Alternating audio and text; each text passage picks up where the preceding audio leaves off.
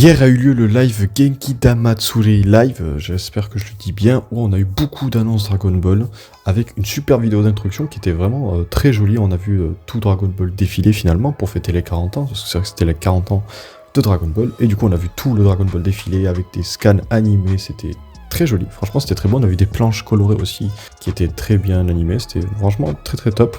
On a eu aussi une pause de 1 heure qui a un peu fait chier, mais bon, écoutez, vu les annonces qu'on a eues, c'est plutôt pas mal.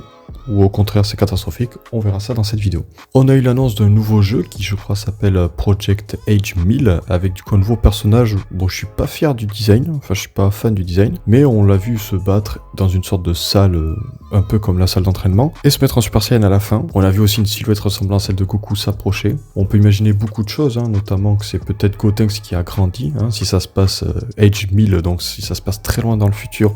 On peut très bien imaginer que cette carrure qui ressemble à Goku, c'est finalement Goten. On pourrait alors imaginer que ça serait son fils, l'enfant qu'on a vu, ou quelqu'un d'autre, on sait pas. On sait que la Capsule Corp existe toujours, parce qu'il avait le badge, mais le logo a changé à un moment, il me semble. Bref, vous avez la vidéo qui passe en fond dans tous les cas. Mais du coup, en plus de ce nouveau jeu, on a eu des nouveautés pour Dokkan Battle, on a des nouveautés pour Dragon Ball Legend, on a eu aussi l'annonce d'un grand tournoi, où aussi sortirait du coup le nouveau personnage sur Fighter Z, je pense. Et on a eu aussi l'annonce d'un DLC pour Sparking Zero, mais c'est pas ça le plus important. En effet, un nouvel animé a été annoncé, du coup le Dragon Ball Super The Galactic Patrol, qui va arriver en 2027, il est rentré en production, et ça sera la suite de Dragon Ball Super, donc l'adaptation en animé de l'arc Moro. L'affiche est très jolie d'ailleurs. Cette annonce est pour le meilleur et pour le pire, parce qu'on sait que l'arc Moro avait des lacunes, comme les autres arcs de Dragon Ball Super qui sont sortis, mais on sait surtout que l'animé de Dragon Ball Super a des différences avec le manga. Donc est-ce qu'il y aura des ajouts par rapport au manga, des corrections, des suppressions notamment, on sait qu'il y en a eu dans Dragon Ball Super de base, donc on sait pas trop ce qui va changer ou pas. On peut aussi imaginer que du coup cette annonce va